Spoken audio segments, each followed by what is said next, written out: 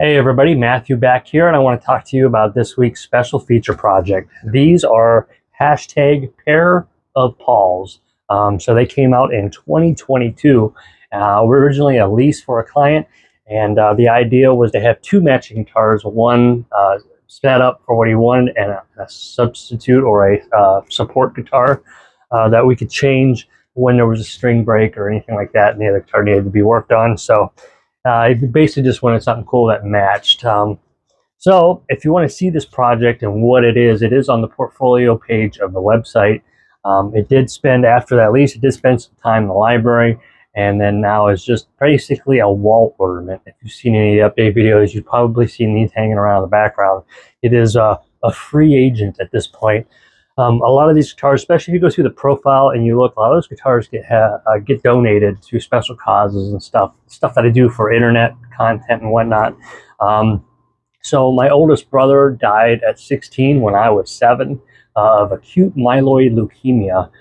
20 years, 1 month, and 10 days later, my mom would die of the same thing. So those causes are kind of true to my heart, and I like to donate some guitars, and they basically raffle them off and use the money accordingly. But this particular guitar, we're going to be working on number 2 for the special feature project, and that is because this bridge ferrule has pulled out. So I can upgrade everything on this guitar but the wood quality. This particular model, the number 2, the Epiphone, is just a Epiphone Les Paul special. It's not even a Les Paul model, it's just an Epiphone special, and it was made in Indonesia.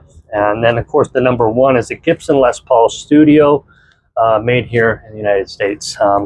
Two very different guitars, even though they look much alike.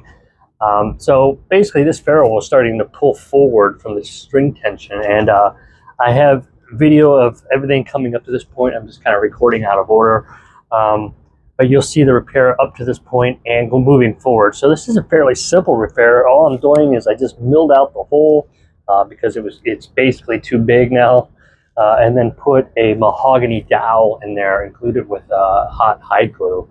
And what I'm going to do is I'm just going to mill another hole in the proper place and reset this ferrule and put the bridge back together. So it's a fairly simple repair. However, the accuracy of this hole is crucial because these guitars don't have an adjustable intonation like a tune-o-matic would. It's basically just this stop bar and the strings rest on here. So if I get this 1 millimeter either direction out of the way, it will affect the intonation of this guitar greatly and probably make it pile of crap. So got to be very accurate with that hole, and that's what we're going to get into this week, is getting this thing fixed and back together and whole again, so we can decide where it goes from now, because I'm losing space on my wall. I have a bunch of stuff coming up and I'm going to need that space. Besides, it's always good to change the background for the update videos.